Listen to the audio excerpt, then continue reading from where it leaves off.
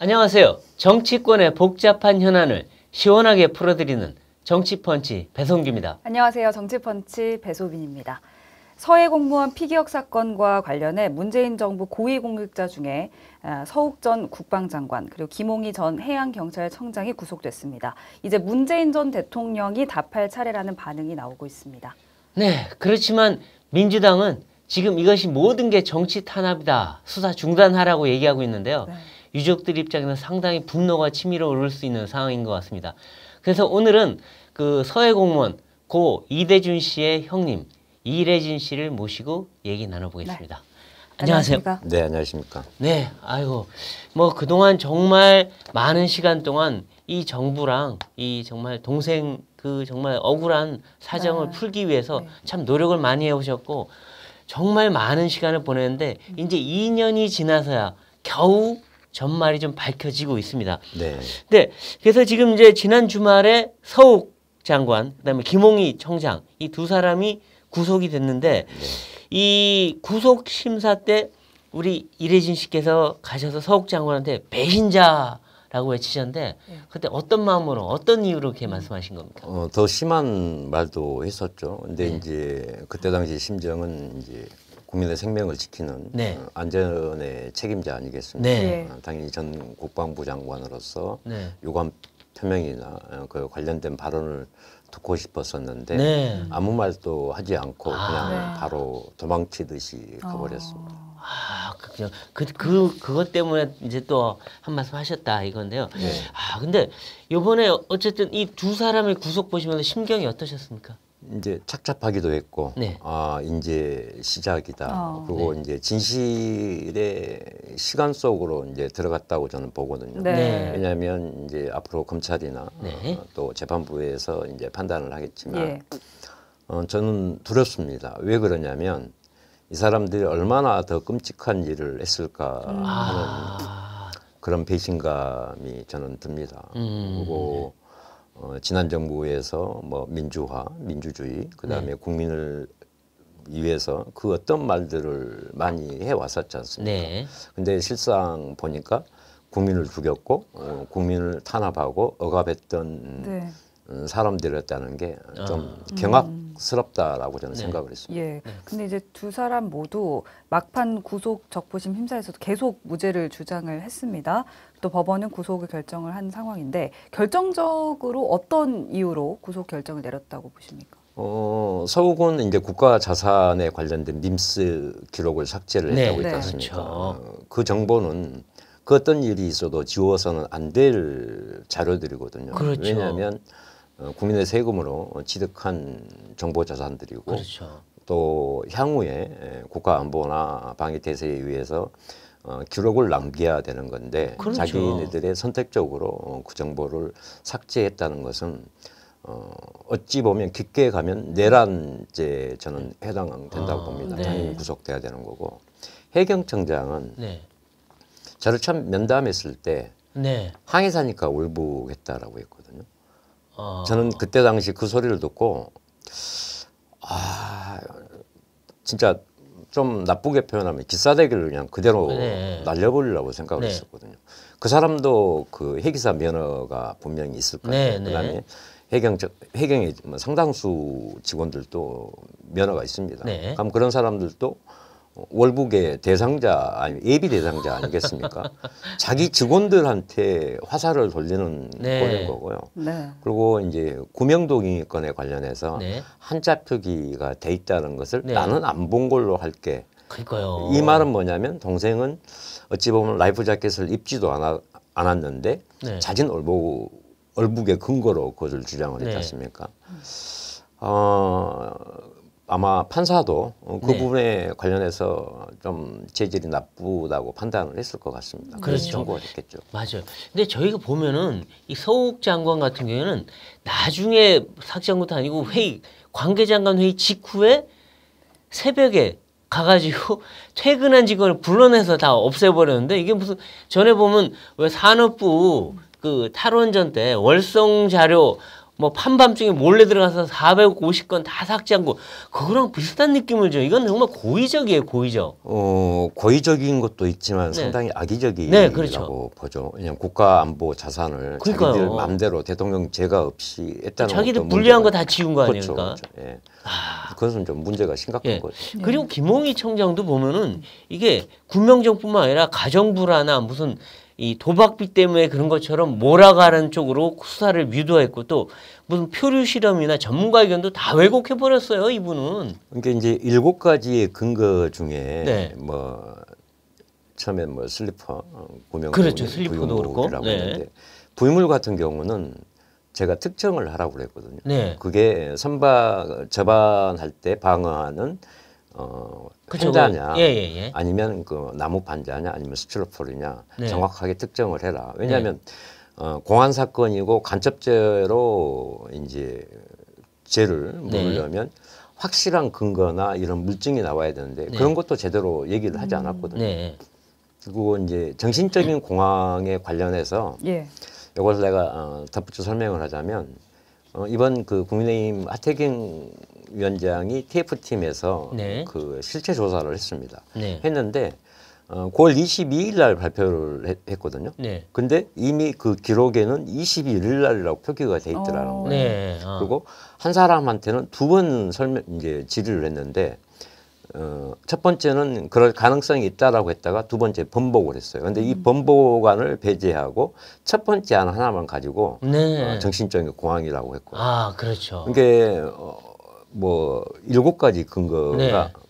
전부 다 문제가 됐던 거예요. 그렇죠. 그냥 어떻게 보면 조작해낸 것 같은 느낌이 드는 이게 거예요. 더미 실험도 네. 제가 더미 실험 요청을 하라고 네. 했거든요. 동일한 해상 컨디션 조건에서 더미 실험을 해야 되는 거고 네. 실제 뭐 UDT라든가 특수 해양 수색대가 네. 뭐 설령 뭐 잠수복을 입고라고 네. 했는데 이 사람들 인천만 있잖아요. 네. 예. 항만 안에서 했다고 해요. 항만 안에서요? 예, 조류가 없는 항만 안에서. 거기서 뭐 합니까, 그게? 거기 그때 당시 그 해역은 9물 정도 됐는데 네. 예. 일반 해역 한 7, 8물 정도의 조류거든요. 상당히 아. 셌고 네. 체포 이게 첫 번째 이제 동생이 발견되고 체포가 되고 두 번째 찾았던 그 지점이 있습니다. 네. 근데 거리가 약 한 10km 정도 되는데 네. 1시간이에요.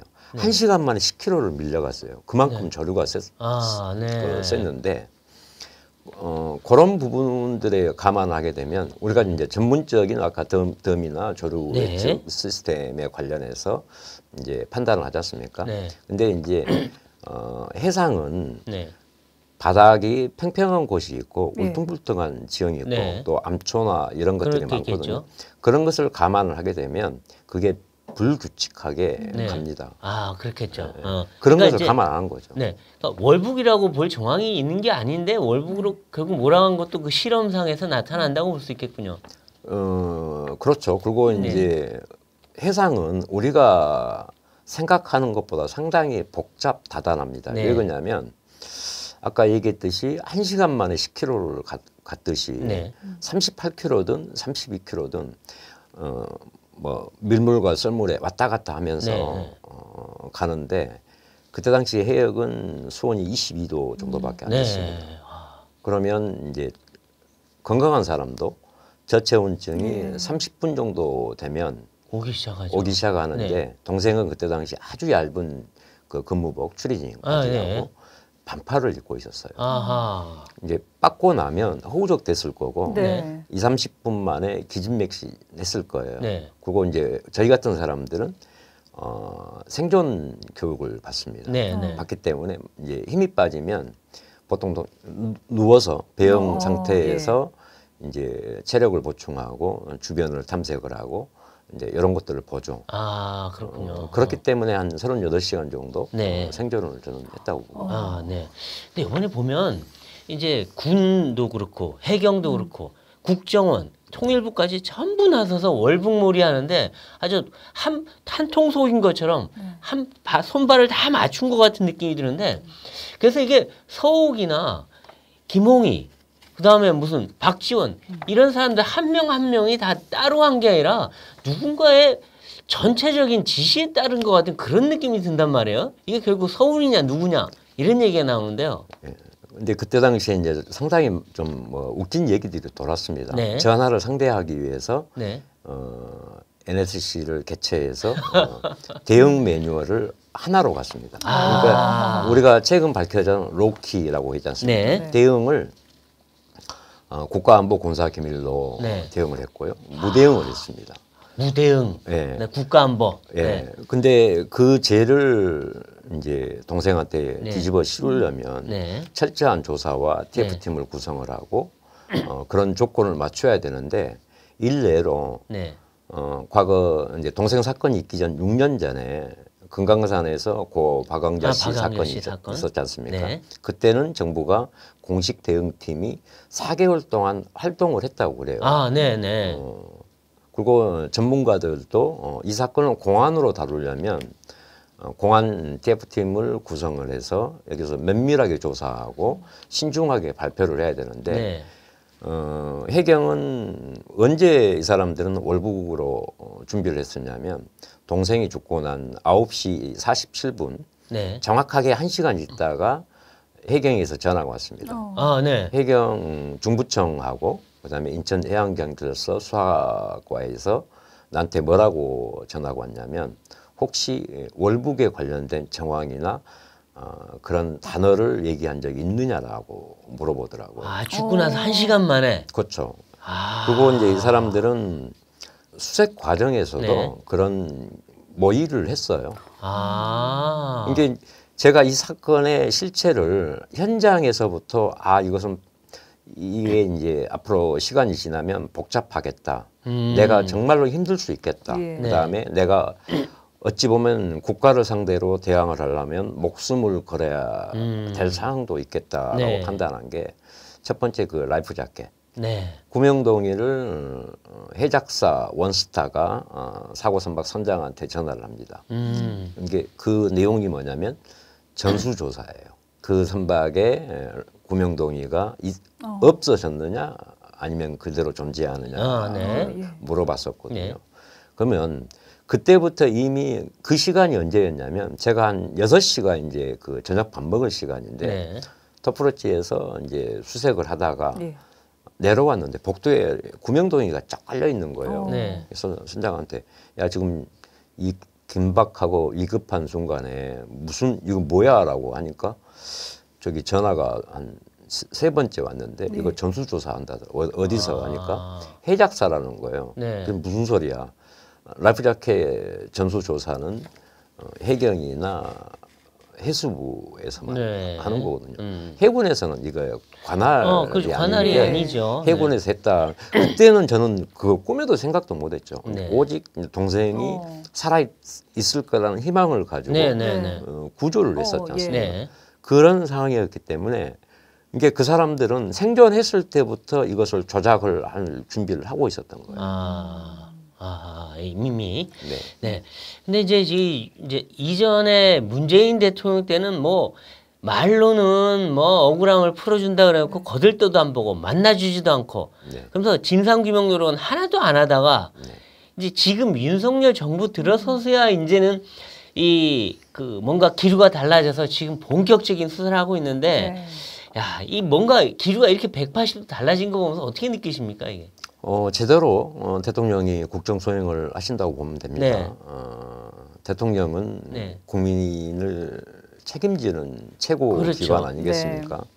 지지율에 연연하지 않고 네. 자기 본연의 그 생각과 또 국정 철학을 충분히 진행하고 있다고 네. 봅니다. 그리고 이분은 후보 시절에도 네. 분명히 약속을 하셨거든요. 네. 내가 대통령이 된다면 억울함을 반드시 풀어주겠다. 밝혀내겠다라고 하셨고 또 약속을 했고 그 네. 약속을 지키셨고 네.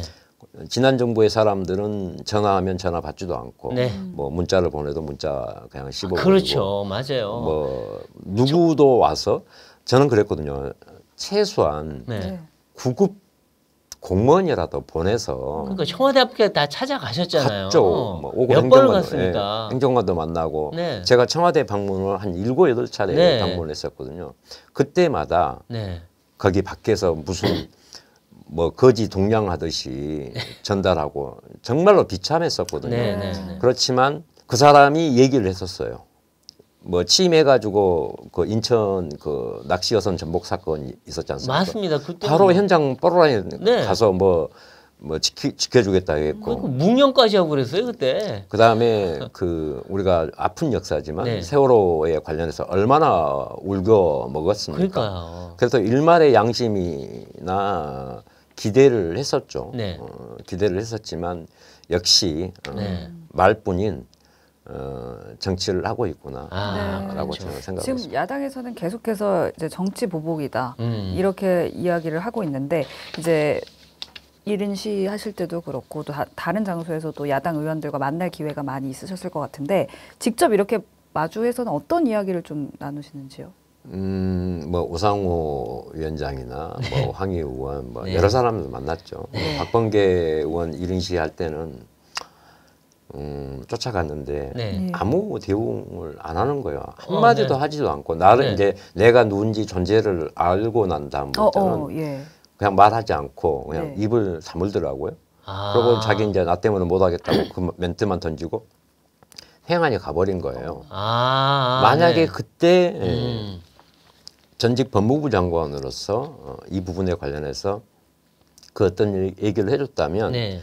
아마 문 전 대통령을 그때 이제 그 감사원법 위반 고발 안 했었을 거예요. 아, 그렇죠, 네. 그렇죠. 근데 그냥 행간이 또 가버리니까 또 무시를 당하는 거 아니겠습니까? 들어주지도 않는 그래, 거죠. 너희들 해보자. 그러면 내가 바로 고발하겠다라고 아하. 고발한 거고요. 네. 근데 이 사람들은 정치보복이라고 하는데 네.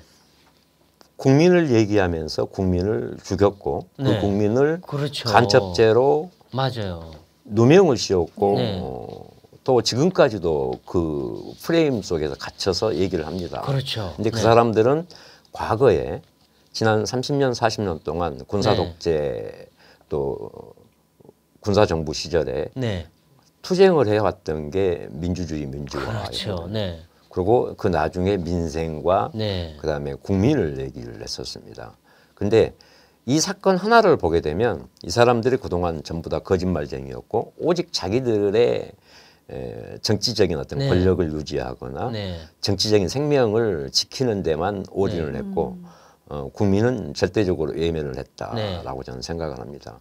정치는 국민과 함께 소통을 해야 되고 또 내가 불리하는 있더라도 국민의 아픔을 만져주는 네. 그런 정치가 진짜 정치 아니겠습니까? 그렇죠. 네. 그렇죠. 네. 그리고 지금 이 서욱 전 장관이나 이제 구속 심사 받기 전에 그 이제 조카죠. 어린 이대준 씨 어린 딸이 쓴 편지가 공개돼서 참 많은 사람들이 좀 눈시울을 붉히게 됐는데 네. 우리 아빠는 가족 버리고 월북할 사람이 아니다. 그리고 아빠 나쁜 사람으로 만든 사람들 벌 주세요 했는데 참 가족들 입장에서 얼마나 한이 맺히면 이런 얘기가 나올까 싶어요. 제가 그 편지를 대신 읽었는데 네. 읽는데 정말 힘들었었습니다. 네. 왜냐하면 그동안에 이제 눈물을 보이지 않고 네. 강인하게 버텨왔었는데 저도 그만한 늦둥이 딸이 하나 있고 네, 네. 근데 이제 왜냐하면 조카들도 저희 뭐 자식들하고 똑같은 거 아니겠습니까? 네, 네. 근데 그 애가 받아야 될 그 고통, 네, 그다음에 앞으로 그렇죠. 겪어야 될 삶, 네. 그다음에 주변의 시선들, 네. 손가락질. 그리고 사실 저희 형제가 지금 현재 7남매 중에 네. 이제 하나 죽고 네. 6남매인데 저를 포함해 전부 다 수술하거나 지금 와병 중이거든요. 아, 네. 근데 이제 저는 이제 트라우마를 충분히 겪을 수 있고 네. 그동안에 워낙 공격을 받았기 때문에 그렇죠. 내공이 탄탄해졌다고 저는 네. 봅니다.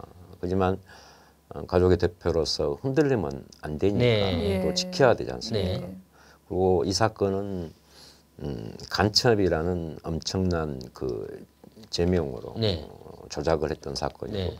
무시무시한 권력이 네. 합심해서 또 조작을 하고 그렇죠. 또 프레임을 씌웠고 또 지금도 변함없이 자기들 말만 합니다. 그렇죠. 네. 그런 것들을 보게 되면 조카들이나 가족들이 얼마나 아프겠습니까? 예. 그 그렇죠. 어린 아이가 네. 그 편지를 썼을 때 예. 어땠을까? 네. 그 사람들도 자기 손자 자랑하고 막 맞아요. 그랬지 않습니까? 심지어 뭐 고구마 캐고 뭐 라면 먹고 네. 오죽했으면 내가 남영이 목구멍으로 쳐 넘어가느냐라고 네, 네. 했겠습니까? 그렇죠. 그리고 잊혀진 대통령으로 살겠다고 했거든요. 안 잊혀지지 안 않습니까? 잊혀지죠. 계속 계속 뭐 얘기하잖아요. 트위터라든가 계속 그 발언을 하고 네. 또 누가 찾아가면 그런 얘기를 하고 특히 박수현 수석 같은 경우는요. 그때 네. 당시 국민소통수석이었는데 네. 명칭답게 소통하겠다고 했거든요. 네. 첫 번째 전화만 받고 그 다음부터는 전화 안 받았다 안 이거죠. 받아버렸어요. 아 참나. 그러니까 정말 자기 가족들이 이런 일 당했으면 저렇게 3시간 동안 아무 조치도 안 하고 구조 조치도 안 하고 외면할 수 있느냐.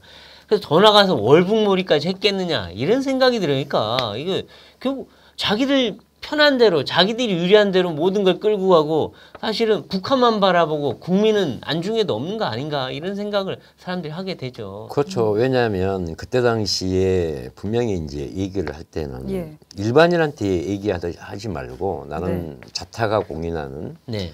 국내외 해상 전문가이다. 네. 그리고 93년도부터 네. 관련된 업무를 계속 해왔었고 그다음에 제가 80년대 중반부터 네. 원양어선 항해사 5년 그다음에 원양선사에서 네. 선원 담당으로 근무를 했고 네. 또 그 선원 담당 업무가 선박에서 일어나는 각종 사고 특히 이제 실종 사건 같은 네. 경우 그다음에 첫 내가 근무가 부산 해경으로 첫 출근을 했어요. 그러셨군요. 뉴질랜드에서 선원 두 명이 실종돼 가지고 네. 그 사건을 맡았던 그 참 업무를 실종 사건분도 수사를 했거든요. 네, 네, 이제 네. 실종이 되면 해경에서 조사를 받지만 검찰 조사, 그다음에 법원 조사 네. 마무리까지 다 하는 업무를 5년 동안 했기 때문에 네. 이 동생의 사건을 얼마나 훤히 잘 알고 있겠습니까? 그러시군요. 그러니 당연히 이 사건에 관련해서는 제가 제대로 네. 반격하고 또 대응도 했었죠. 네. 그렇군요. 근데 이제 황희 의원과 3번을 만났는데 같은 편이니 월북을 인정하라. 네, 이런 회유와 협박을 네. 받았다. 이렇게 인터뷰에서 말씀하셨잖아요. 이때 상황을 좀 다시 한번 짚어주시자면 어떤 상황이었나요? 그때 당시 이제 그 외신 기자 회견을 하고 왔었습니다. 그렇군요. 그때 제가 처음으로 어떤 얘기를 했었냐면 외신 기자 회견의 주제가 네. 국가의 존재 이유와 국가의 할 일을 이제 그 내용으로 전 세계에 알렸던 건데 그 회견이 끝나고 나니까 바로 황 의원한테 전화가 온 거예요. 네. 안산 우리 사무실 앞에 기다리고 있다. 네. 6명 의원들이 내려왔으니까 좀 만나자. 네. 예. 그래요. 그래서 그때 추석 때라 차가 좀 많이 밀렸거든요. 네. 제가 한 2시간 넘어서 도착을 했는데 예. 그때 이제 2분 의원들은 이제 방송 때문에 가셨고 4명이 기다렸어요. 네. 황희 의원, 그때 우리 그 지역구인 김철미 의원, 네. 그다음에 김영우 의원, 황기철 전 해군 참모총장이 네. 와가지고 예.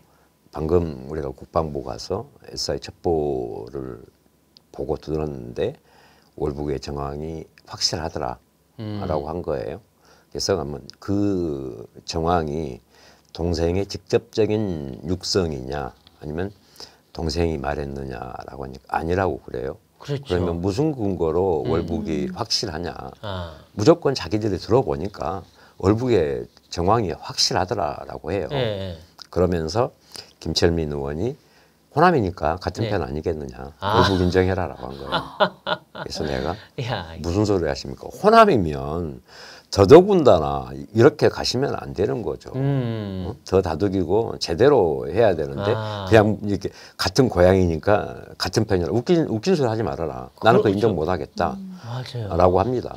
그러니까 여기서 우리 시청자분들한테 좀 이해를 돕기 위해서 그러니까 그때 SI에 나오는 북한은 딱 한 번이라고 그러더라고요. 한 번인데 북한 군끼리 이 사람 월북이라고 월북하겠다는 생각이 있어 하면 그렇다라는 식의 딱 그거 하나인데 그게 사실은 3시간을 바다에 띄워놓고 몇 시간 이제 더 긴 시간 동안 계속 너 왜 왔어 왜 왔어 하면 나중에 살기 위해서라도 저 북한 가겠습니다 했을 수도 있는 거예요. 근데 딱 그거 한마디 갖고 지금 월북이 정확하다고 얘기한 거 아니겠어요? 근데 이제 그걸 내가 정확히 설명하자면 그러니까 현장 함정 지휘관이 네. 상부에 보고를 한 게 아니라 네. 상부의 지휘관이 그렇죠. 묻는 거죠. 여기 함정 네. 함장한테 월북했어라는 물었던 네, 네. 말이고, 근데 이제 그 SI 첩보가 2개가 있어요. 네. 국방부 SI 첩보, 네. 그다음에 국정원 국정원. SI 첩보가 있는데 그 첩보에 관련해서도 상당한 부분들이 있었을 것이고, 저희들은 이제 남자들은 어느 정도 정보나 이런 군 뭐 기밀이나 이런 것을 뭐 어느 정도 뭐 지식을 가지고 있지 않습니까? 그때 당시 저희들은 판단이 정보 분석이 한 며칠 걸릴 것이다. 네. 3, 4일 아니면 일주일 걸릴 것이다라고 했는데 알아보니까 30분이면 그 첩보가 정보로 바로 전환이 된다고 그래요. 아, 네. 그렇기 때문에 그때 당시 만약에 그런 정황들을 내가 확실하게 알았다면 네. 바로 이제 대응을 했을 건데 그때 그 사람들이 다수당 의원들이었고 또 여당이었고 네. 바로 국방부 갔다 와서 듣고 왔다니까 글쎄 말이에요. 어우 진짜인가 겁도 났었고 그렇죠. 네. 네. 또 제 입장에서는 뭐 찾아온 것 자체가 협박이 될 수 있는 거죠. 네. 왜냐하면 그 전에 내가 그렇게 전화를 했었거든요. 아. 수색 과정에서도 국방위원장, 그때 민주당 민홍철 위원장이었죠. 네. 그다음에 여야 간사들, 네. 그다음에 좀 그 유명했던 의원들, 그다음에 이제 안보나 이쪽 관련된 의원들 약 20명한테 전화를 했는데 하태경 의원만 그 다음 날 딱 전화가 왔어요. 네. 완전히 민주당 쪽 사람들은 쌩 깠거든요.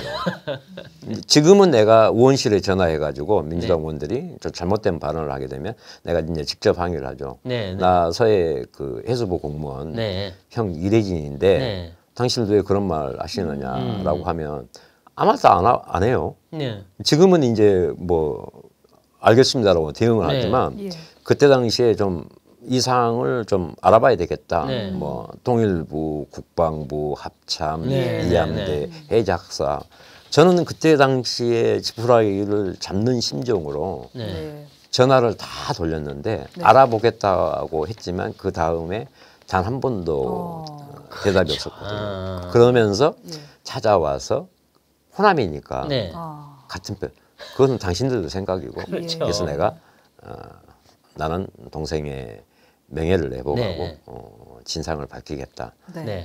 네. 그런 이제 그러면 거절했죠. 이제 하태경 의원 말고도 또 이제 힘을 좀 실어주신 분이 계시다면 혹시 있으신가요?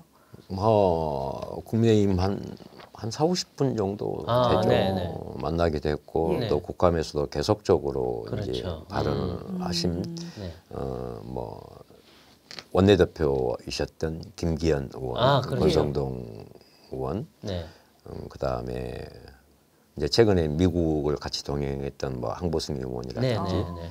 또 뭐 지성 의원, 네. 또 그 전에는 그 탈북하셨던 영국 그 태영호 의원. 태영호 의원도 예. 있으시고요. 네. 그렇죠. 그다음에 또 교육에서 활동하시는 조경태 의원이라든가, 아, 네. 그다음에 농축산위원회에 있는 이 누구죠?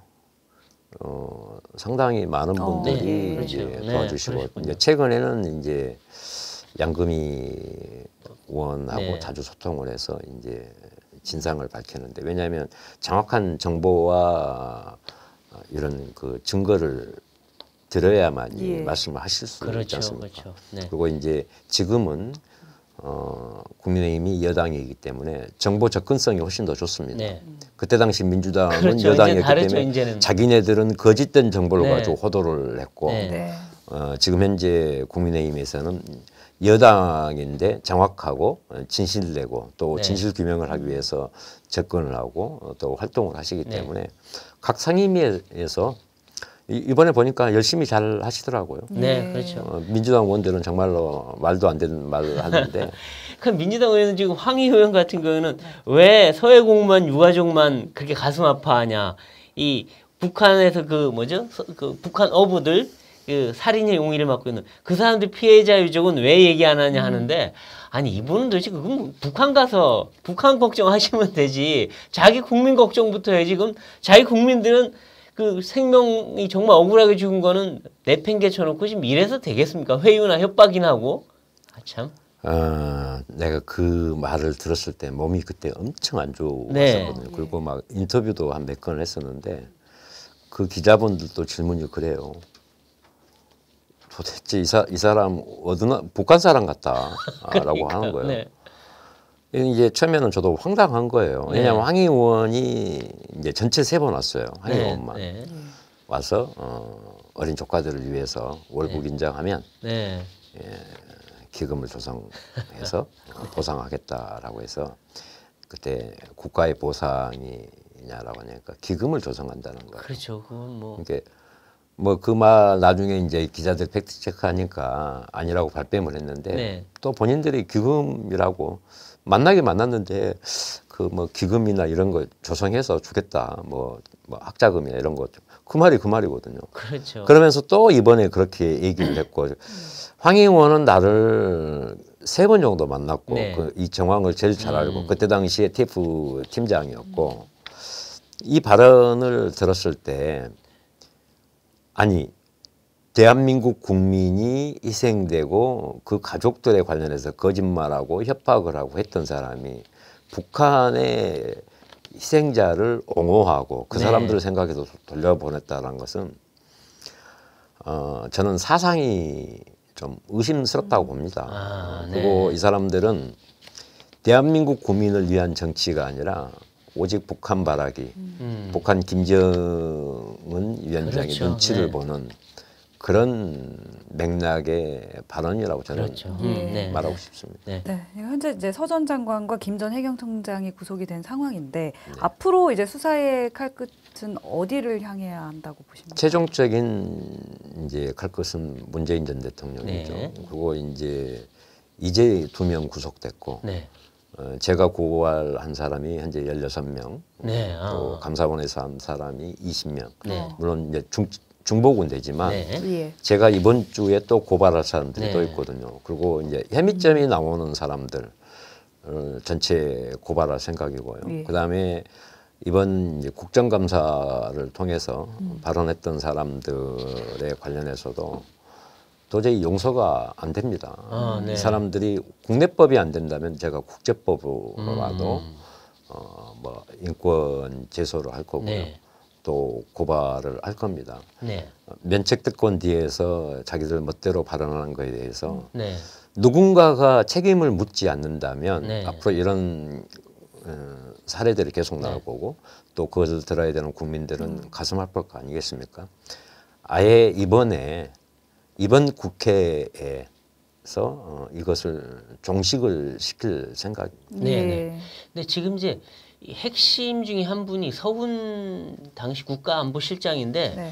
뭐 문재인 대통령의 뜻을 받들어 했는지 그건 아직 몰라요. 그렇지만 어쨌든 이 전체적으로 네. 월북몰이로 가도록 하고 그다음에 아무 지시 구조 조치도 안 하고 했던 거에 핵심에 서훈 전 실장이 있는데 이분에 대해서도 아마 분명히 검찰이 세게 조사할 거고 이분을 조사하면은 문재인 대통령이 어떤 지시를 내렸고 당시 뭘 했는지가 나와야 되는데 핵심은 그거죠. 결국 문 대통령이 여기에 뭘 했느냐. 정말 본인도 보고를 못 들어서 안 한 건지 듣고도 가만히 있었는지 아니면 좀 더 적극적으로 이거 월북 아니야? 월북으로 가라고 한 건지 이거를 조사해야 되는 게 핵심이겠죠. 결국엔. 보고를 했겠죠. 또 보고를 안 했다면 이것도 문제가 되는 거고. 이거 사실 우리 국민이 이대준 씨가 북한군에 의해 발견돼서 잡혀 있습니다는 건 보고가 서면 올라간 건 확인이 됐어요. 네. 그 이후에 아무 그게 없어요. 무슨 블랙박스 같아요 지금. 근데 그때 당시에 그 사람들은 북한의 문제는 제1번 중요성으로 다뤘다고 합니다. 네. 그다음에 서면 보고가 아닌 구두 보고로 바로바로 했다고 그래요. 네. 근데 유별나게 이 사건만큼은 서면 보고로 보고였고 올라갔다고 그러죠. 그 서면 보고도 저는 조작이라고 저는 봅니다. 아하. 왜냐하면 국방부가 네. 첩보를 인지하고 안보실에 아니면 청와대 누군가에 연락을 했을 거 아닙니까? 네. 근데 그 보고를 묵살을 하고 대통령한테 보고를 안 했다면 그것도 상당한 직무유기가 될 거고요. 그렇죠. 네. 또 그런 사람을 질타를 안 하고 엉뚱한 데에다가 경로했던 문 전 대통령은 네. 범죄입니다. 네. 왜 그러냐면 그때까지는 자기네들이 진실규명이나 이런 부분에 관련해서만 월북인이 아니냐라고만 우리가 이제 얘기를 하고 판단을 했었지만 네. 지금은 명확하게 살인사건입니다. 네. 이미 사망을 했기 때문에 네. 살인의 주체, 살인의 조건, 살인 이 사람들이 관여한 사람들이 어디까지냐 아니면 저는 전체를 공모자로 보고 문 전 네. 대통령까지 네. 저는 공모자로 보기 때문에 네. 그 보고를 했든 안 했든 그것은 네. 중요한 게 아니라요. 네. 대통령으로서 또 본인 스스로가 밝혔던 국군 통수권자로서 책임을 지겠다라고 했고요. 그렇죠. 뭐 필요할 때마다 국군 통수권자 얘기하고 아닐 때는 빠져버리고 네. 또 필요할 때는 대통령이었고 네. 아닐 때는 대통령. 네, 그러니까 이건 아닙니다. 책임져야 될 일이 있으면 빠져요, 이분은. 네, 당연히 대통령이기 때문에 보고에 상관없이 그 책임을 져야 되고요. 네. 또 본인 스스로가 청와대에서 사건 직후에 그 얘기를 했지 않습니까? 네.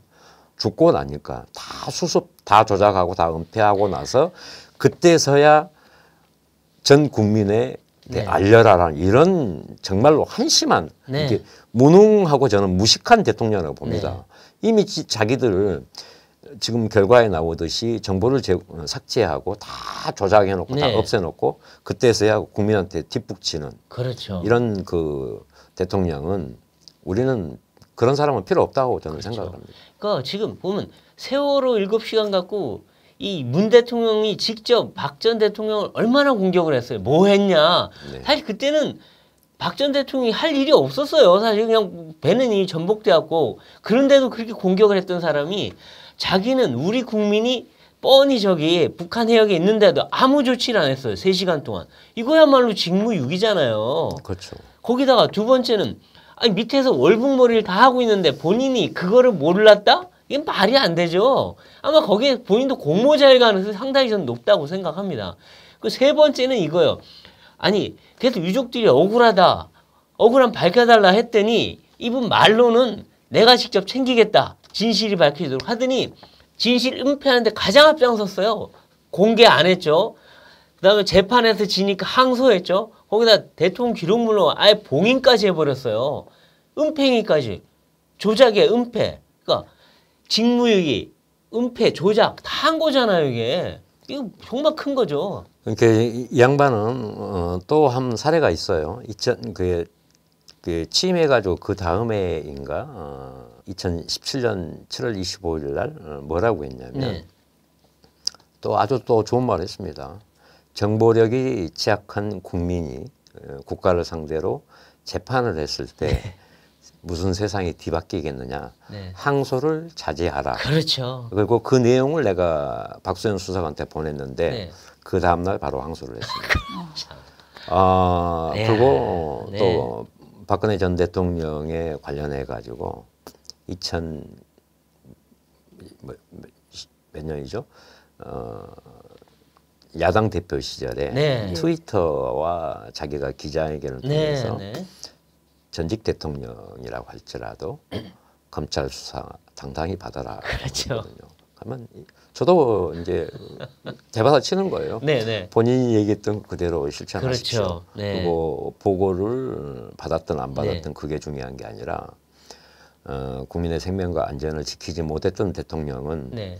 대통령의 자격도 없는 거고요. 네. 전직에 관련된 저는 애국까지 박탈할 생각입니다. 네. 왜냐하면 이번 구속자가 첫 시작이지만 네. 그동안 우리 국민들을 속이고 네. 정치를 해왔던 모든 집단들과 네. 세력들을 이번에 네. 발본색원해야 되지 않겠나 네. 저는 예. 싶습니다. 그러니까 문 전 대통령까지 처벌해야 된다. 네, 당연하죠. 예. 네. 그래서 야, 네. 요번에 이 이대준 씨 사망 사건에서 가장 큰 사람들이 미스테리 중에 하나가 이대준 씨가 중국 걸로 보이는 구명동일이 있고 또 팔엔 붕대를 메고 있었다. 그래서 떨어졌는데 그럼 도대체 어디서 이거를 중국 거를 입고 또 붕대 치를 했느냐. 예. 이게 굉장히 미스테리였는데 우리 그 형님께서는 거기에 대한 답변 어느 정도 이 추측이 가능하다고 하신 것 같은데 어떤 경위라고 보십니까? 추락한 이후에? 네, 설명을 해드리자면 네. 아마 네. 동생은 이제 뭐 실수에 뭐 됐든지 아니면 작업을 하다가 네. 갑자기 이제 흔들려서 아마 구명동이도 못 입고 추락한 것 같아요. 추락했다. 아, 예. 그리고 이제 빠졌을 때는 호적거렸을 거 네. 아닙니까? 상당히 조류에 멀리 밀렸을 거고 네. 또 주변에는 그때 당시 꽃게철이어가지고 네. 닷자망이 상당히 촘촘히 깔려 있기도 하고 아, 네. 또 조류도 셌을 것이고 아마 그 닷자망 부위에 이제 휩쓸려서 아마 팔이 다친 것 같아요. 뭐 이렇게 망이 여기 휩쓸리면서 피가 네. 났다. 네. 네. 그래서 계속 이제 다쳤으면 네. 물에 계속 피가 빠져나갈 거 네, 아닙니까? 네. 그러면 급격하게 저체온증이 왔겠죠. 아, 네. 그리고 이제 중국 어선에 발견됐을 때는 네. 아마 동생도 살려고 네. 생존 본능에 의해서 주변에 뭐 떠다니는 부유물을 붙잡고 계속 네. 다녔을 거 아닙니까? 네. 그러다가 이제 점차 좀 더 편한 부유물로 이제 갈아탔겠죠. 네, 네. 그리고 중국 어선들도 이제 사람이 엎어져 있거나 또 피가 흐르고 있으니까 네. 건져 봤겠죠. 예. 네. 또 너무 얇은 옷을 입고 그다음에 또 피도 흐르고 하니까 아마 거기에서 이제 붕대로 감아줬었고 붕대 치료해주고 구명동이도 입혀주고. 구명동이도 입혀서 이제 아마 바다로 내보냈지 않나 싶은데 왜 다시 내보내나요? 그 이유는 중국 어선들이 북한 해역에 조업을 할 때는 이복 커터라는 게 있습니다. 네. 그게 이제 허가권이거든요. 그렇죠, 예. 그렇죠. 네. 아무리 중국이나 북한하고 가까울지라도 이복 커터는 엄격하게 북한도 아마 다룰 겁니다. 네. 문제가 생기거나 불상사가 생겼을 때는 이복 커터를 바로 회수한다. 취소해버리죠. 아. 왜냐하면 그 해역은 꽃게나 이런 그 어종이 풍부하기 때문에 네, 중국 그렇죠. 어선들이 들어가고 싶어하거든요. 그렇죠. 그래서 아마 문제가 안 생기기 위해서 자기들이 문제 휩쓸린 걸 피하기 위해서 예. 사람을 다시, 다시 네. 바다로 내보내고. 그렇죠. 근데 그럼 살인행위인데.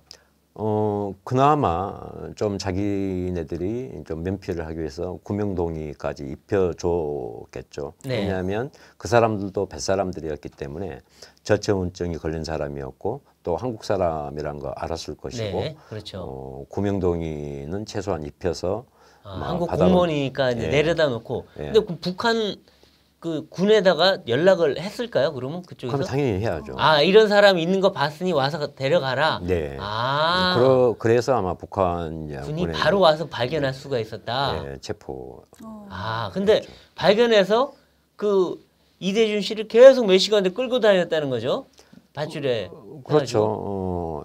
한 6시간 정도를 끌고 다녔다고 하는데 네. 끌고 다니다가 중간에 또 한 번 놓쳤고 네. 또 1시간 있다가 다시 찾았고 또 약 한 50분 사이에 총살을 감행했다고 하지 않습니까? 근데 그 1시간 동안 거의 10km 정도 멀리 밀렸었고 그런 과정들을 보게 되면 놓쳤던 장면은 제가 판단하기에 아마 동생이 사망을 했다고 저는 봅니다. 왜 그러냐면 붙잡고 있었으니까 이 사람들이 이제 뭐 줄로 매 가지고 끌고 간 게 아니라 그냥 동생이 붙잡고 있으면서 이제 이리저리 이제 아마 끌고 다니다가 놓쳤고 또 증거가 사라졌을 거 아닙니까? 네. 그 사람들도 언젠가는 육상에서 신문을 해야 되겠지만 또 중요한 것은 그해 8월 말에 북한이 포고령을 발표를 합니다. 그렇죠. 코로나 때문에 아무도 들어가지도 오지도 못하게 국경 봉쇄했죠. 인근에서 침입자가 있으면